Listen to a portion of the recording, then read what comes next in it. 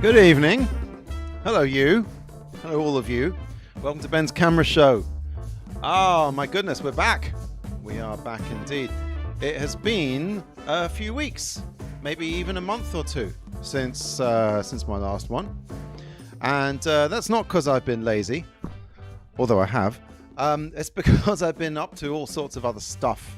Yes, real world stuff had been intruding on my little camera show kingdom here. And I'm going to tell you what I've been up to. The good thing is that the more stuff I do outside of the camera show, the more stuff I've got to talk about inside the camera show. And I hope you're all doing fine. Hope you're all not succumb to the latest Greek alphabet disease. And if you're not doing fine, well, what better way to hide away from the world and nurse your bruised lungs than to watch the camera show here.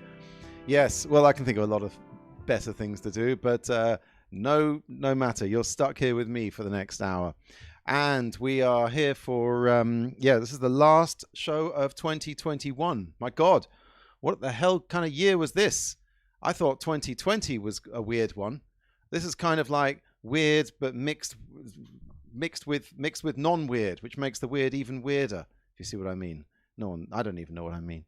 Anyway, we are, we're going to talk about some film stocks today. We're going to talk about doing my workshops. We are going to talk about some expired film I've been shooting. And we're going to see the world premiere of the director's cut of my Super 8 film, Days of Whine, which made it into the top 25 of the Straight 8 Film Festival this year. That was a big highlight of the year for me. But that's all to come. Firstly, well, shall we see who's in the room? Hey, Manny's here. Hi, Manny. And Lyndon's here and Barry's here. Yes, the usual crowd. And hopefully some new people as well. Had some very nice interactions with people who'd seen the show recently. Someone who said they found out about me on Wikipedia, of all places. Apparently, my review of one of the Sankyo cameras is now part of internet Wikipedia history.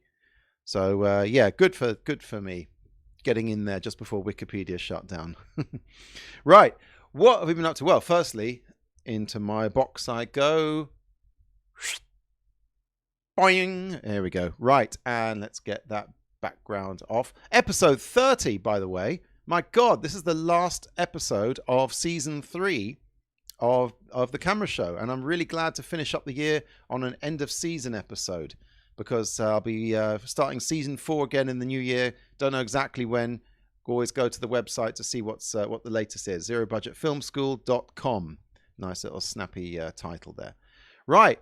What did I do over the last couple of weeks, the last few weeks since my last camera show? Well, this is a big deal. I went up in an aeroplane. Wow, my first one for like 18 months. And I took this rather splendid picture here of the East End of London on the way home. And where did I go? I went to Vienna. Of course, my in-laws are there, and we all went to visit them for the first time in ages. That's a nice picture I took on my mobile from the grounds of the Schönbrunn Palace. Very photogenic place. And what else can I show you? This was found by my mother-in-law at the Viennese recycle center. Someone had dumped it there, and she obviously has a nose for a good painting, because this is the most magnificent piece of art I've ever seen in my life. You can't see it really in the picture, but that spangly wand thing that Willy Wonka / Johnny Depp is holding is got all like little like bejazzled stuff on it. It glitters when you get in the right light. I can't imagine why someone threw that out. Must have been someone from the Amber Heard group. Anyway, what else in Vienna? Then I came back and I did Exploding Cinema, which was great. We celebrated 30 years of Exploding Cinema. at the Cinema Museum. Not 30 years all at the museum, but 30 years since Exploding Cinema started in a squatted suntan oil factory in London. And 30 years later, we're still going. We're showing independent short films in conditions where we put projections all over the walls. It's not a very good photo, that, but we had a great time. And shout out to all exploders out there. Hey, Vladimir Strozub's in the house. Hey, Vlad, how's it going? Now, what else can I show you? Yes, oh my God, look at this. Look at this little parade of beauties here. These were the cameras I used for my Super 8 workshop. And that took up more than enough of my time. My goodness, it kept me busy. For 2 days, I took in new people who had never seen Super 8, never shot on Super 8 before. Of course, they'd probably seen it, but they hadn't shot on it before. And these were the cameras we used: some Sankyos, some UMIGs, the Canon 814 auto zoom. Over there on the right, that's the Bolex 155. And over on the top right, that's my treasured Canon 814 XLS. And in the middle top, that's the UMIG 65 XL macro zoom, if it means anything to anyone. Those are the cameras we used.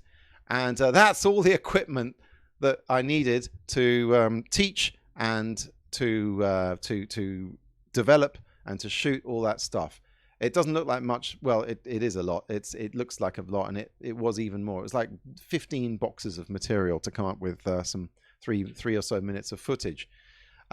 Let's have a look. I'm going to show you. Okay, this is shameless plug here for my Super 8 workshops. Where have I gone? Here I am. For my Super 8 workshops here in London. I will happily do them in other countries. If anyone wants to fly me out there to wherever you live and have me teach you how to develop Super 8, I'll do that. I don't care. I'll do anything for the format.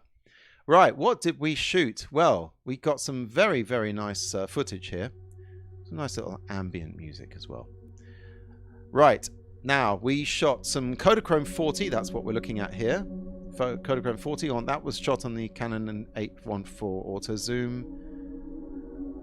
It was expired in 1980. Still managed to get a picture out of it.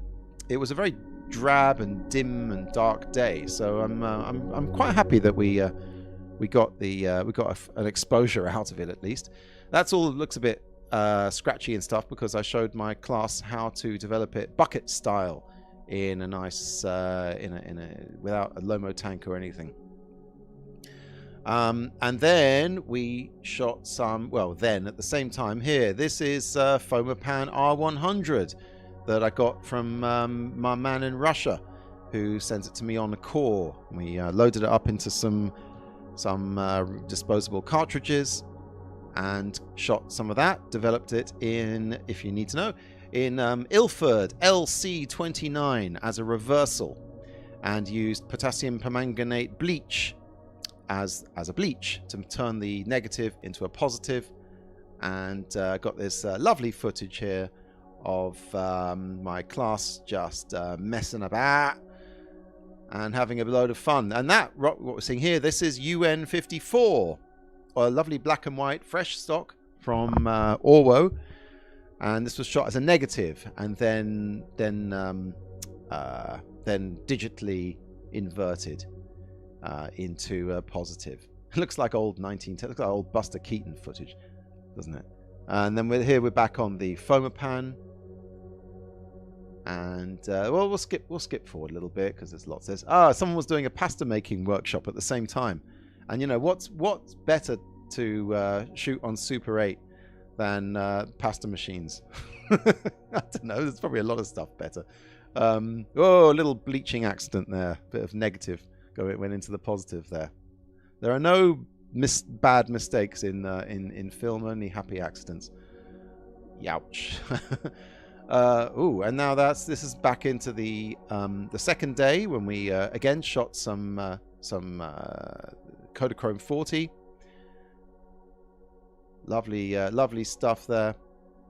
And I'll be doing more. Ah, now this bit here, this was, hang on, in a sec here, we'll see. Oh yeah, we'll see at 36 frames a second, a little slow motion there. And this next bit was shot on my my Sankyo single frames with the flash. I like to use the Sankyo ES44 to shoot single frames and a flash. And there's more of that coming up. I went and I shot some great footage at the Exploding Cinema show. There we go, Rochester Square. Yes, I will be doing more. I'll be doing more in the new year on January the 20th. No, not January. Yeah, January the 20th, 21st. No, 29th, 30th. Sorry. January the 29th, I will be doing a workshop there for, and that's the basic Super 8. And on the 30th, I'll be doing my first ever advanced Super 8 class. ZeroBudgetFilmSchool.com for details, and there's the link there to book yourself a place on that Super 8 workshop. Of course, you can always book me for private lessons as well. I do those as well. I just love getting it out there. And look, here's something interesting before we leave the workshop thing. Look at this. This is what's called a contact print, and I've got an amazing effect here. So this is just a section. It's all it's color corrected, a bit orange, a bit purpley there. But look at there. Look at that on the left. Did you see that?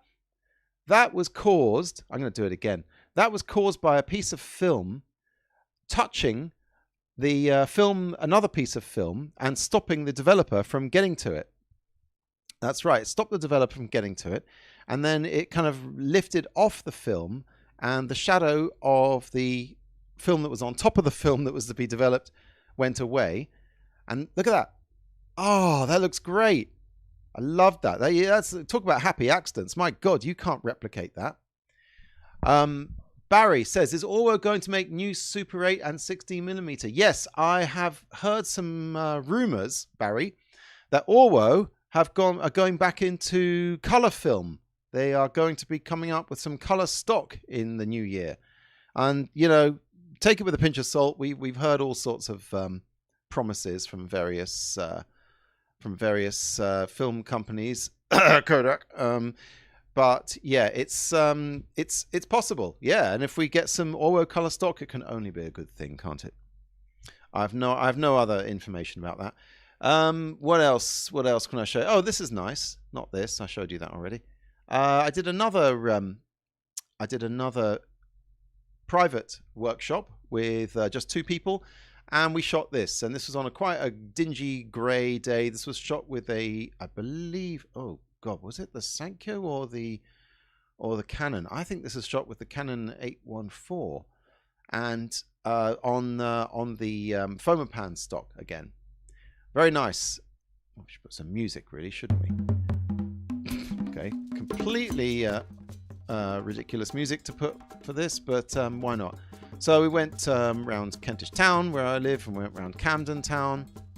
Got some very nice shots, and developed it once again as a reversal, using my favorite bleach, which is the permanganate bleach. Very nice. Camden Market there. Yeah. Okay. Well, that's the workshops there. Lovely jubbly. Let's turn the music off now. Now, what else did I do over the interim period since the last show? Oh, I'll tell you something very, very exciting that happened. Is that my office chair's going a bit skew-whiffed. Okay, what happened was I submitted a film to the Straight 8 Film Festival. Yes, indeed. The Straight 8 Film Festival, for those of you who don't know, is a film festival where you shoot one cartridge of Super 8, and you submit it undeveloped. They develop it, they premiere it, and if you're lucky, they put you in the top group. And if you send them your sound file, they marry that up with the picture, and you get to see your film for the first time at the premiere. It was all online again this year, And the premiere came and went, and they showed my film. Yay! It got into the top 25, the London group, as they called it. And I, once they sent me the full scan of the film I sent them, I added a scene at the end, which the cartridge ran out before I could get it in there. And I just tidied up the sound a little bit and synchronized it a little bit. And I have for you tonight, I have the director's cut of my film, which I'm going to show you now.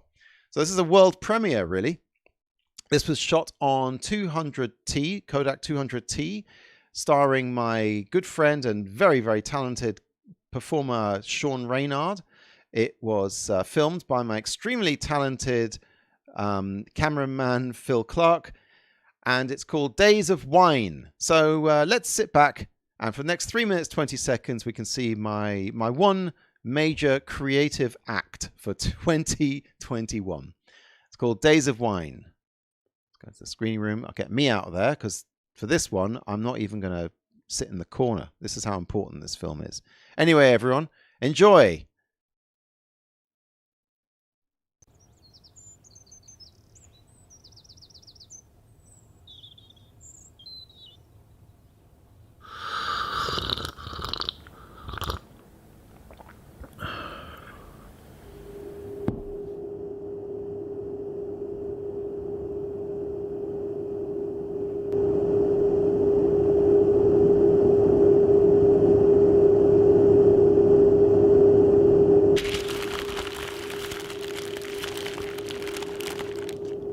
Dear Council, for the last few years I've been living quietly and in harmony with my neighbours, until one house across the way had some work done, and when they were finished there was a new extractor fan.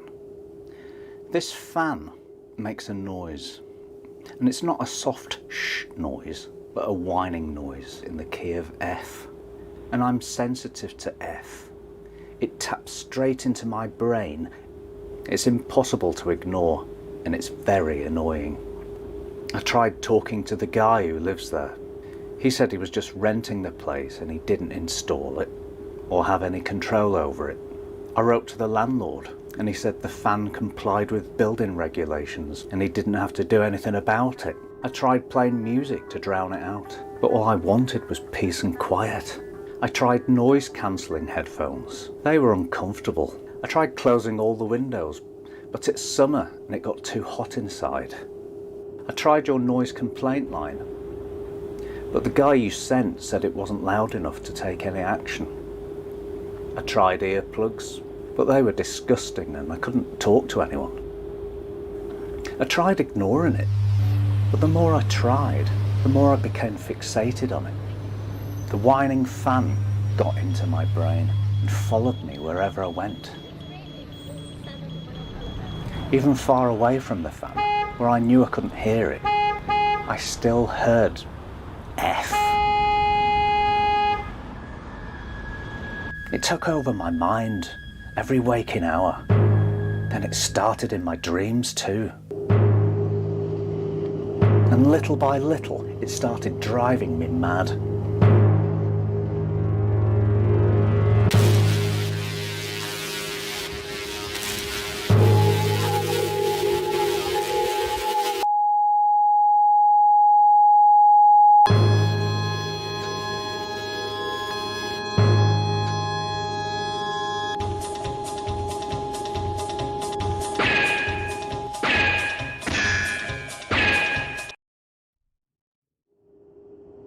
Then last week I was sitting in the kitchen, and then my wife plugged in a diffuser, which I hate because it also makes a whining sound. But then a miracle happened. The diffuser note was at a higher pitch, and the two notes were in harmony, and with the third note from a blender, it made a chord I can live with. So please cancel my earlier complaint, for I have now found peace.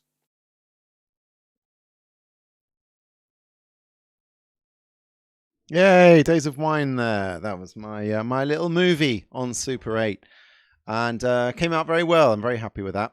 But let's have a look now at some exclusive behind the scenes footage. Yay, because I've got to fill this time up somehow. Now, what have we got here? I'm going to stay here for this bit. So here I am recording some animations made on a Vectrex video game system. That's how I did it. And I can speed it up. I can slow it down. Got him? Yeah. Turn! Turn! Can't really, no. No, just as you are like that. It Okay. it ready? invaded Ready? my dreams too. Roll it. Look over. Nah. Nice. Then it invaded my dreams too. Then it invaded my dreams too. Then it invaded my dreams too. That was from the voiceover Then it recording session. invaded my dreams too. This is how I got that effect. That I've done a show all about this. Then it invaded my dreams too. Yeah, thank you, Sean. Then it invaded my dreams too. It's called a Pepper's Ghost effect. Check my last show about it. I did a whole show about how I did this effect.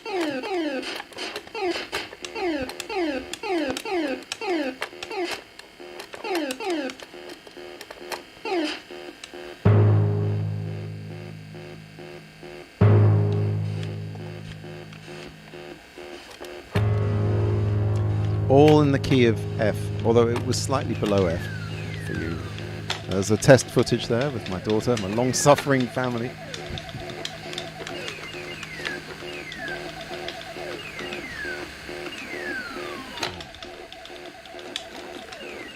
There's some footage I've shown. Okay, so let's just try that with the mask. So this is how you mask off that thing. I just use a cardboard cutout. Yeah, nice. This looks like one of those Bionic Man kind of moments where red to blue, just so. Oh, it's a lot of work. Oh, yeah.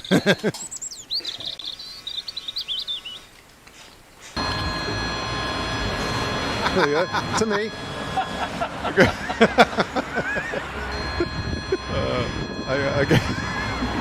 Oh my god. People were taking photos on the street. Because why wouldn't you?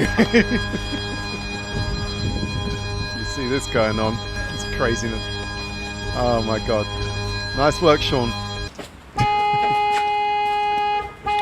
1, 2. I was lucky that. 3. This is how you make a big treble clef. Because you can't buy big treble clefs in the shops. So I projected it and an image that I got off Google. So now I'm going to turn off the video projector.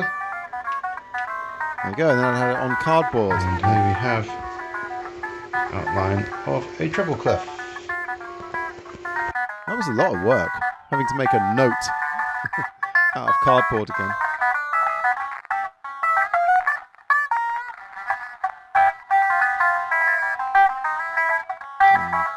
There we go, and I painted them all black. How many seconds have we been? Oh, that was a lot of All work. of this for 5 seconds. Yep. And we probably record those It's me on the do it anyway. on the floor wearing a black Anyway, polo neck well, I sleeve plugged in a diffuser, looks fine. It's all right then. Yeah. and holding this note up in the air. Shoot. Yeah. Yeah. That's it. Okay, alright, she did it. Yeah. Ready when you are. Okay, ready, Yeah. and roll it. Yeah. Ready? Hey. Here we go. That's it. Roll it. It's the rolling stopped. Oh shit. Yeah, oh shit indeed. The film ran out at that point. Luckily I had another cartridge of 500T and I could put that in there. So that was the making of Days of Whine, and I'm very happy to show you all the work that went into making that, and I'm extremely happy that it actually worked out. Joshua Eiffel's in the house. Hello, Joshua. He's one of my my ex-pupils. Hopefully a future pupil too. Right. Well, that was the Days of Whine. Days of Whine. It was a yeah. I might make another straight 8 next year. Why not? You know. Well, why not? Because it's a load of hassle, but it keeps you keeps your match fit. Right, what have we got next? Ah, right, now to the meat of the show.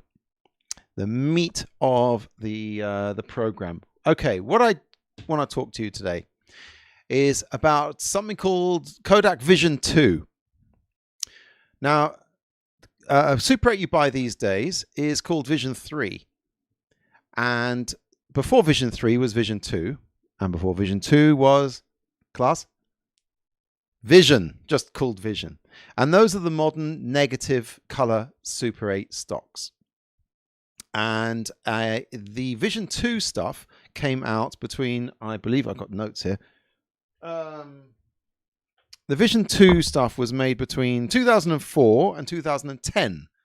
And I was given a cartridge of it by someone in exchange for doing an actual processing job for them on another cartridge. I think they had lots of cartridges of Vision 2.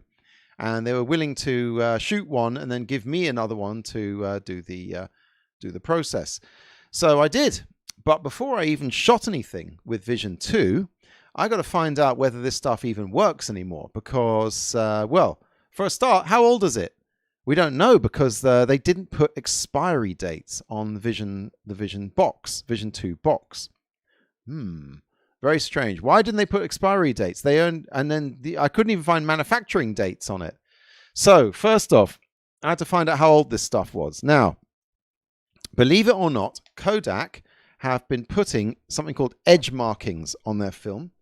And here we can see, there we go. There's the Vision. There's a couple of test strips I did of Vision 2. And it was useful to know how old this stuff was. So what I did is I got my loupe out, my magnifying glass loupe, and oh, by the way, just let me show you this. There we go. Straight 8 asked me for a picture of the camera I used to shoot the film on, and I sent them this very, very artistic shot of my Canon in very kind of film noir lighting. Lovely stuff. So anyway, I needed to see how old this stuff was. And so, oops, not that picture. There we go. So I looked at it very carefully with a magnifying loupe, which is that picture you can see right behind me as well. And I looked even closer and I center in and enhanced it. And I found this marking. It says Kodak 05. It says Kodak KO5, but I think that just means Kodak 05. 05, it was made in 2005, which puts this stuff at about 16 years old, this Vision 2. Now, how's that going to look when you shoot it? What kind of, it was 200T, it was ASA 200 or ISO 200, this stuff. So, once again, I'm going to talk you through the process you use to determine the new ISO of expired film. Okay? Right. Firstly, here's what I did. I did this. I set up a little tableau. This is not the Super 8. This is a digital picture. Various colors, focus chart, bits and pieces, just to get a good spread of colors and textures and contrasts. And I filmed that at, I did one frame at a time at f1.4, f2.8, f4, f5.6, and f8. 1, 2, 3, 4, 5. 1, 2, 3, 4. Yeah, 5 different exposure levels. Okay. And when that was developed, I got this. Now, the reason why it sort of gets lighter and darker and flashes like that is because we're looking at the different exposure levels. And then I filmed just in the kitchen, all on f4, I believe this was. Now, you notice the pictures went from, I should play that again. They went from quite dark to brighter. That's because, as well as testing the ISO, I also tested how long the stuff needs in the developer. Because the developer I used, believe it or not, was also a little bit expired. I'd already developed 5 or 6 films in it, and it sat on doing nothing for about 4 or 5 weeks. So I wasn't sure how many minutes in the developer this thing was supposed to go. So I put it in for 2 minutes, 4 minutes, 6 minutes, and 8 minutes. And here are the 4 results from that. 2 minutes, obviously not enough. 4 minutes, a little better. 6 minutes, yeah, looks about right. 8 minutes, starting to lose a little bit of quality in the... it's starting to get a bit grainy, starting to lose a little bit in the highlights. I figured for this particular batch of developer, I think F6, not F6, 6 minutes worked the best. Here's the other shot of 2 minutes, 4 minutes, 6 minutes. So it seemed to me that F6 worked about best. Now, what f-stop, not F6, 6 minutes in the developer at various f-stops. Now, which f-stop looked best? Now, the camera wanted to go on f4, and I used an independent light meter, and that also said f4. However, this, which I think is probably the best result, was at f2, maybe 2.8 or so. But they call it f2, which means that it was a whole stop. It needed a whole stop more bright. Can I say that in any less confusing way? Yes, it needed to. You needed to go one stop lower than whatever the camera was telling me. Okay, so that meant that if it needed one stop more of exposure, that means that this stuff was probably not f200. 200 ASA. It's probably gone down to 100 ASA. So I'm treating this 200 ASA, this 15-year-old Vision 2, as a 100. I'm going to shoot it at 100 ASA. And that's what I did. But how do you shoot it at 100 ASA? Well, luckily, the camera I used once... Oh, God damn, it's heavy. Once again, the wonderful Canon 814 XLS. It's got this on it. I'm going to hold it up to the camera here so you can see. This thing is an exposure compensation wheel, and if you turn it one way, it will open. It will be all automatic, but it will open up one stop more than what the automatic is telling wants to go on. And if you turn it the other way, it's hard to do because you have to have a grip on it with your finger. Turn it the other way, it does one stop less. All right, well, you just take my word for it. So I turned this wheel until it was +1. So everything that the camera automatically wants to shoot, it went one stop wider. The aperture went one stop more open than the automatic, which is great because that thing only goes to one stop plus. And I was able to film using the automatic aperture, and it automatically just made exposed everything a little bit more than before. So what did that give me? Well, it gave me this. Now I've compared it here. Luckily, I also shot some 200T Vision 3, some brand new fresh stuff, which I also developed in brand new fresh developer, and that's on the left there. And here were the scans of those two. So you can see on the left, it's got that healthy kind of purplish color. On the right, it's looking a bit yellowish. It's not a very good fair comparison between the two because, of course, I didn't use exactly the same developer. I used a fresh batch with the 200T, with the Vision 3. However, you can see the Vision 2 looks a bit more yellowish. Now, of course, we want to see what that looks as a positive, not a negative. So just with a very simple inversion on the computer without any color correction at all, that's what those two turn out looking like. There's the 200T Vision 3 on the left and the 200T Vision 2 on the right. And this with no color correction. Now you can see the Vision 2 because it was all kind of yellowish. It's got that blue cast, which tends to get worse the older color film gets. However, it's not irretrievable. With a bit of color correction, I can make both of these look not too bad. In fact, let's have a quick look at what these two look like after color correction. Here we go. I mean, when I say after color correction, I color corrected myself just to see, just to look all right to my eyes. I'm not a professional colorist or anything. But there we go. On the left-hand side, that's the Vision 2. That's the Vision 3 fresh stuff. On the right-hand side, it's the Vision 2 expired stuff. I know it's not a particularly fair comparison because not only did I develop the expired film and expired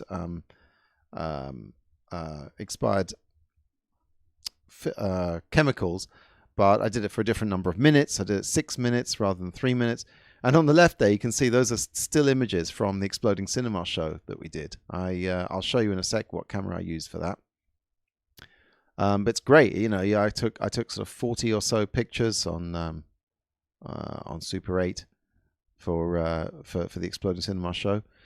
And finally, let's have a look at the full screen finished product of the Vision 2. And compared to a lot of expired color film that I've used, Vision 2 doesn't look bad. Gotta say, it really doesn't. It's yes, it's expired, but 15 years has not really made it unusable. It's oh, okay, that doesn't look so good. But, maybe that's my color correction. Oh, it's shooting right into the sun as well. But there's Vision 3.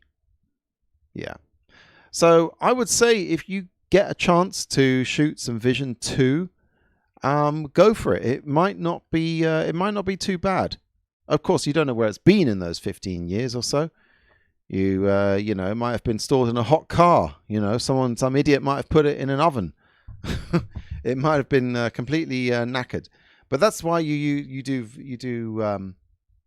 that's why you do test strips, because you can work out for yourself exactly how good it looks. Now, finally, okay, here's the Exploding Cinema footage. So when you just project it, all those stills I took makes this crazy blah, blah, blah, blah, blah, blah, like this whole flash bang wallop. I'm going to show you what I used for that. And I've shown you this on the show before, but it's this. I used a Sanyo ES44XL. Take the lens cap off, why not? With a flash on top. Now I've got this flash because it came with the camera when I got it on eBay. It plugs here into the flash sync socket, which not all cameras have. And then once it's in there, you can set it to 1 frame and bam! Okay, this isn't... Might as well put the second microphone on here. Oh, that's the sound of analog. Listen to that. Probably you can't even see when it's flashing. But every time it flashes, it charges up for another one. Lovely stuff. Excellent. And let me tell you, you go around an event with one of these in your hands, taking pictures, people are going to watch. People are going to look at you. Still, I'm used to that. You go anywhere with a Super 8 camera, people are going to look at you. And even arrest you if you live in Brazil. I've heard stories of people being arrested for having Super 8 cameras. Barry asks, do the newer films degrade more rapidly than the old Ektachromes and Kodachrome? You know what, Barry? I would say they degrade more slowly. I think one of the reasons why Kodak had the hubris to not put expiry dates on their Vision stocks is because they stand behind them as stocks that will not degrade as quickly. And I've got to say, after 15 years, I was expecting worse results from that Vision 2. I think if you get hold of some Vision 2 for cheap, get it. In fact, let's have a look at how much a roll of Super 8 Vision 2 is going to cost you. This is just on eBay. So this is just the current prices here. What's on sale here? Here's a roll of Vision 2 for $19.99 plus $7.85 postage. Maybe that's from America. £20. That's half the price of Vision 3. So yeah, it's also called 7217 if you want the actual code there. So yeah, if you get a whole, 20 quid for color film, why not? Ah, Barry says the flashes did show up. Thank you, Barry. Someone else selling it here. Well, this is not really such a good deal. £26.50 plus $15.24 from the US. If you live in the UK, then you're going to end up paying as much as you would for fresh stock. So don't worry, don't bother with that. If you're in the US, go for it. That's on eBay. What else we got here? Here's Vision 2, $26.50. Oh, that's still not really worth it. And Vision 3, $49.98. Get out of here. I can get it in the shops for less than that. Whoever that is. Anonymous person on eBay. What else we got? 50D. This is all like Vision 3, basically. $27.21 plus $11.81. That's not a bad price for Super 8. That comes up to $37.30. Anything under £40, and you got it for fresh film, you get that's not such a bad deal. But we can see, as you can see, Vision 2 doesn't come up very often, but it does. If it does, you can get it for half the price. So, I would say if you're going to develop it yourself, go for it. In fact, even if you don't develop this stuff yourself, it's very possible that a lab will do it for you. Vision stocks. I don't think they care if it's Vision 2 or 3. So they might not give it more time in the developer, if that's what you're after. But go for it. It's you're more likely to get a decent result from Vision 2 than you are from like old Ektachrome, I think. And of course, as we know, black and white seems to age the best. I've shot black and white that was made in the 60s, and it still looked all right. Only needed bumping up for a couple of stops. Right. And what else have we got to show you?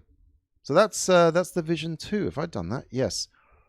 Okay, here's something interesting. Okay. All right. Okay, this is where you're scraping the barrel here. But I got to show you this. I was cycling, and these two amazing cats were on the street. I believe that's the Bengal breed, and look amazing, like little leopards there. So I stopped the bike and took this picture. Hey, it's called Ben's Camera Show. I took this with a camera. It's still relevant. And then I took a picture of my own cat. I was trying to. Well, it was like that meme. You know, the meme of the woman screaming at the cat, and the cat. Yeah, she was just sitting there. And just she didn't make a wise ass look on her face, but there you go. Pictures of my cats, everyone. And this, while we're at it, this is a very nice camera. This is a Bolex D8L, which is really, really nice standard 8 camera. And I did a job for a lady. I gave this one a clean lubrication and adjustment, and she was very happy with that, and she can go off and film with that thing. I might get a D8L one day. I don't know. It's like my B8L, but it's got 3 lenses on the turret instead. Hey, Carlos Ernesto Garazon Avila. What a hell of a name. Says hello, Ben. Well, hello to you, Carlos. Boy. Right now, I'm on a bit of a quandary here, because I pre-recorded an entire segment about a Sankyo camera, but I think I'm going to leave that for another show, because it's already 1:45, and I need to have something to kick off the next season with. So if you tuned in just to look at the just to hear what I have to say about the Sankyo CM300, I'm going to tease you at that. You're going to have to tune into the show after that for that one, because it took me 20 minutes to talk about that thing, and I don't want to go into it all now. Instead, we're going to have a look at our live Super 8 film of the show of the evening, and I usually end up the show on this, and it's an interesting film this time. It's on Super 8, but it's got an optical soundtrack. Unfortunately, my projector, which says it can do optical soundtrack, turns out it can't. Something's up with it. It might just need a bit of cleanup, but we'll see. So yes, let's go into the screening room, and whoops, we don't need that anymore. And let's get the DSLR on. Very good. In fact, let's just, whoopsie. Let's go there. And we're going to look at a film which is really amazing. It was it's some kind of industrial film about car manufacturing. Yeah, believe me, it looks better than I just described it. So let's get that ready. Of course, I've got to go around turning all the lights off. Let's reveal. Oh, reveal. What am I revealing? I'm revealing. Oh, I don't need to bring it back that far. Right. Okay, I've got to turn off another light, and then we're going to get the film going. Bear with me. Okay, power is on. And now the lights are fully off. And here we go.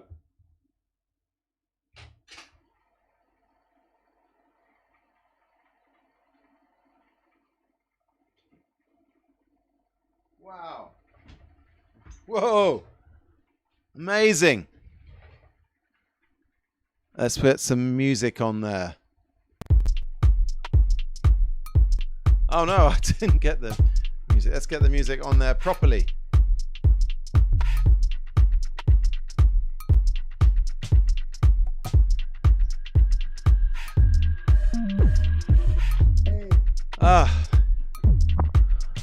Look at that. Hand built by Roberts. Bob, have you got my torque wrench? No, I think Bob's got it. Bob, do you lend Bob's torque wrench? No, I lent it to Bob. I think Bob took it over there. Oh, Bob? Yes, Bob. Have you got? No, not you, Bob. Bob, have you got Bob's torque wrench? No, Bob. I thought you got it. I lent it to Bob. I don't know where's Bob. You'll think I've gone out of my bloody mind, don't you? Some of you will know what I'm referring to. The all-new Ford BL Ambassador, handmade by Roberts. Hooray! I just massacred a joke from 1981. So this was some amazing Super 8 industrial film. Wow.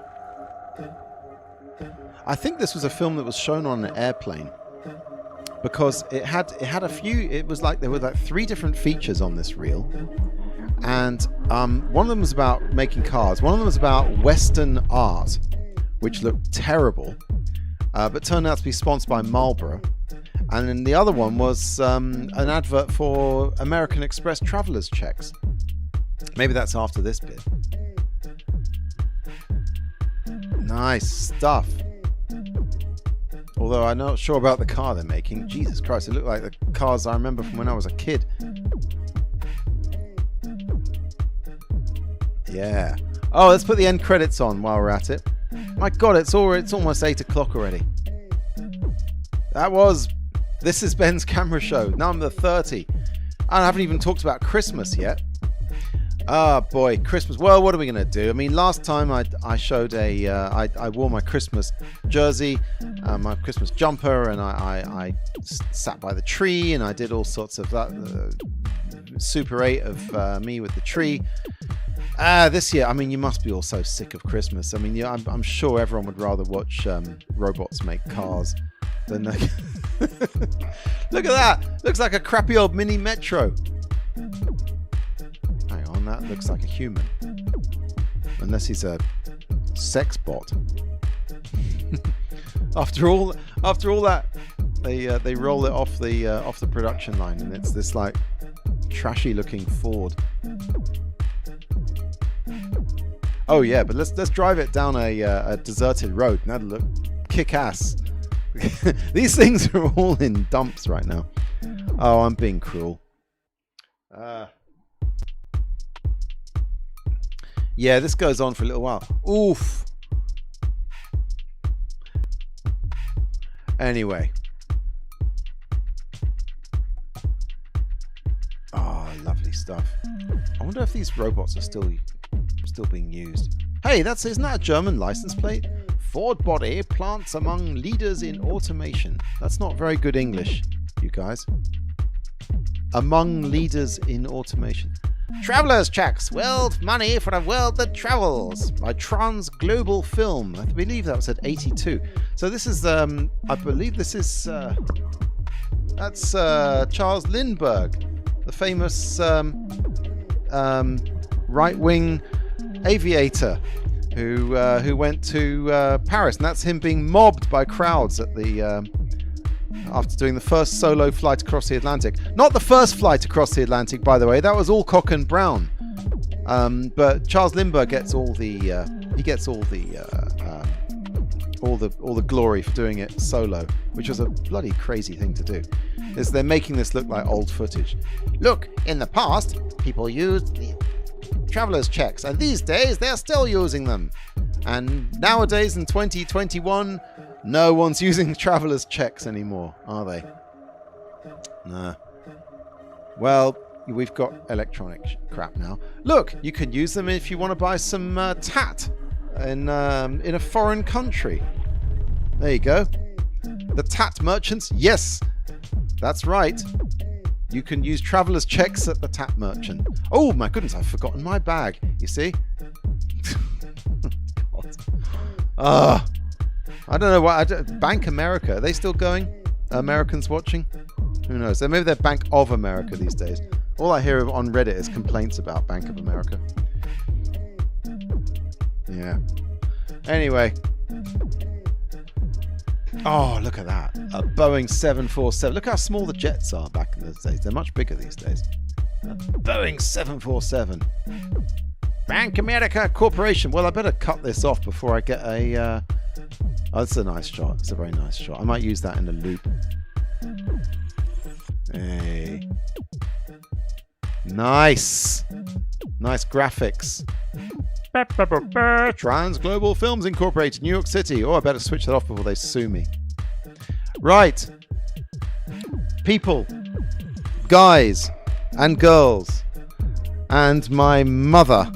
Well, thank you for watching the show, and thank you for all the support you've given me over the. Lights are still off now. Oh, that's good enough.